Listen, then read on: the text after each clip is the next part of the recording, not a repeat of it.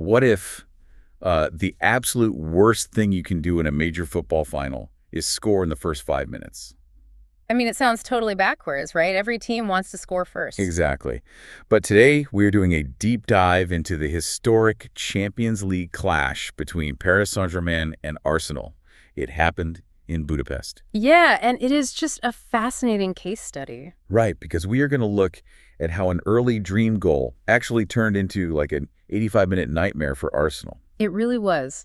This match report shows us exactly how a huge early advantage can trigger a total collapse in a team's tactics. Which is wild to think about. Yeah, we're basically looking at a battle of psychology just as much as a battle of physical football. A football match is honestly a lot like a great movie. You think you know the plot, but then sudden twists just change everything. Oh, absolutely. And this match was a classic clash of two ideas. You had this sudden, shocking attack from Arsenal versus the slow, steady, patient pressure from PSG. So we have all the details right here. And, the big question we want you to keep in mind today is this. At the absolute highest level of sports, what actually matters more? Is it pure athletic skill, or is it simply psychological survival? That is the perfect lens for this match, honestly. When you look at how both teams approached this final, the choices were just entirely driven by fear and momentum. Right. So let's jump straight to the opening whistle, because you really cannot talk about this final without starting with the first 5 minutes. You really can't. It set the entire tone. So Arsenal makes a dream start. They move the ball with terrifying speed on a counterattack. Yeah, a textbook transition game. Right, and then Kai Havertz caps it off by hammering this powerful shot straight into the roof of the net. Bang. 1-0 to Arsenal. It was such a clinical finish. Arsenal executed perfectly. They caught PSG pushing just a little too high up the pitch. Right, they left that space. Exactly. They found the space behind the defense, and Havertz just did not hesitate at all. It looks like the ultimate dream start. I mean, you are playing in the Champions League final. It's like taking a big test and getting the hardest question out of the way immediately. Yeah, that is how it feels. But earlier, you called this an 85-minute nightmare. Why is scoring so early actually a bad thing? Doesn't an early goal just make a team comfortable? Well, it actually comes down to human psychology. We call it the trap of the early goal. The trap. Yeah, so when you score in the third or fourth minute, it forces a massive shift in how you play.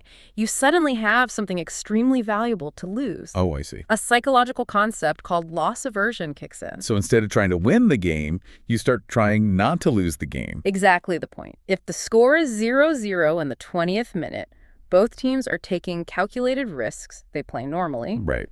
But once Arsenal went up 1-0, they face this really hard choice. Do they keep attacking and risk a counterattack from PSG?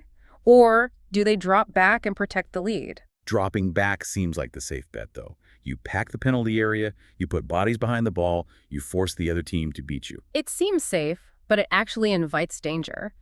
Because Arsenal chose to protect it, that set the tone for the rest of the game. They gave up space in the midfield. And PSG gladly took it. Oh, yeah. PSG took that open space and just set up camp in Arsenal's half. Which completely flipped the game. Yeah. So we move from Arsenal's fast attack to PSG's slow, crushing control. The match report shows PSG completely dominating possession for the rest of the first half. And most of the second half, too. Yeah, exactly. Imagine holding a heavy door closed while a giant just pushes from the other side. You have to be perfect for 85 minutes.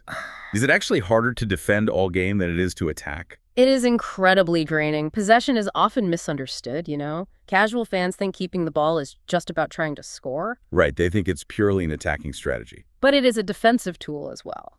By keeping the ball, PSG forced Arsenal into this state of active rest. Active rest?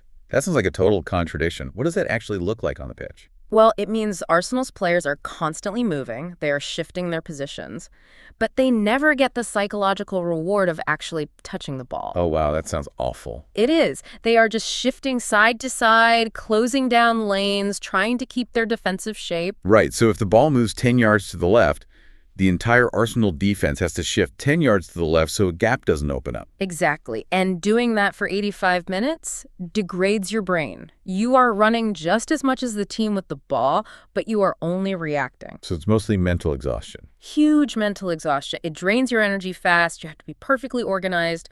One wrong step, and PSG plays a pass right through you. Think of it like a levee holding back floodwaters. Arsenal's defense was brave, they were incredibly disciplined, but the water just keeps pressing against it. Right. Every time PSG passes the ball out to the wing, the levee has to shift and absorb the pressure.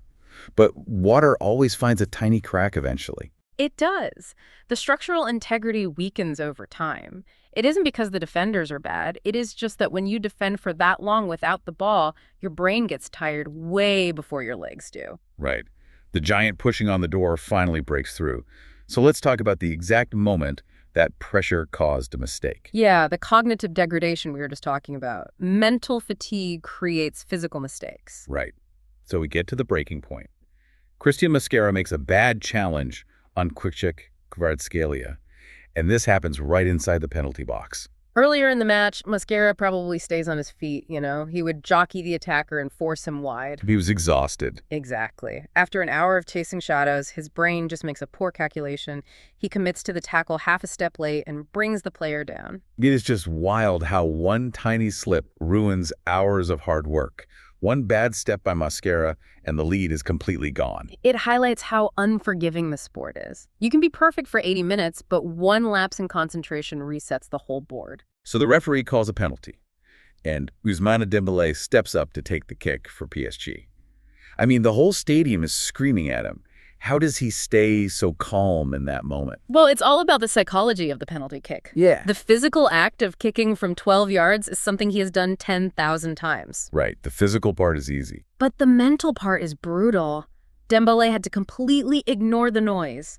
Elite penalty takers use a technique called narrow focus. No focus. Yeah, they actively shrink their world. They don't look at the crowd or think about the stakes. They just pick a specific square of the net and turn this chaotic moment into a basic training drill. Wow. And he did it. He calmly scored to make the game 1-1. He took away all of Arsenal's hard work in one single kick. He really did, and the momentum of the match completely shifted back to PSG right then and there. The equalizer completely resets the game. But now, both teams are just exhausted.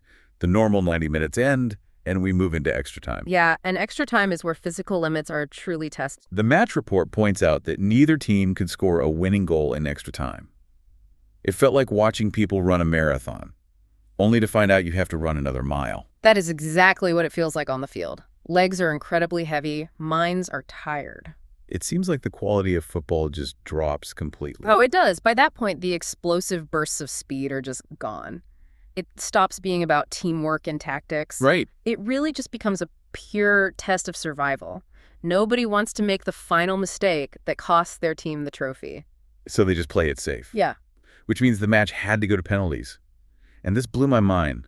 This is the first time in 10 years a Champions League final went to a penalty shootout. 10 years. Yeah, that statistic really shows how close these finals usually are. Usually someone breaks, right? Right. Usually extreme fatigue forces an error in open play. But here, both teams just refuse to break completely. They just held on. But survival tactics have to end eventually. The match must be decided from the penalty spot. Yeah, we transition from team football to these purely individual battles. And the penalty spot is the loneliest place on the pitch. It really is. The shootout was so tense and dramatic. I am honestly amazed by the missed kicks. Ebereki Eze missed his kick. Nuno Mendes missed. Gabriel missed. These are top players. But from 12 yards away, the goal suddenly looks tiny. It really does. Is a shootout about skill, or is it just about who is less afraid? I would say it's about who is less afraid. The misses by those top players prove that extreme pressure affects everyone, no matter how famous or skilled they are. So technical skill just goes out the window? Pretty much. Extreme pressure degrades your technique. Managing that fear is the only thing that separates you, and PSG just managed their fear a little bit better across the 5 kicks. They really held their nerve at the end to win. They successfully defended their Champions League title. Which is incredibly hard to do. Winning back-to-back titles is huge. This victory really secures their legacy and proves they belong among Europe's absolute elite clubs. It is a massive achievement. From Havertz's lightning-fast goal to Dembélé's calm equalizer, and finally to that tense, dramatic shootout in Budapest. It was just a true test of endurance and nerve. It absolutely was. And, think about your own life. When you face massive pressure,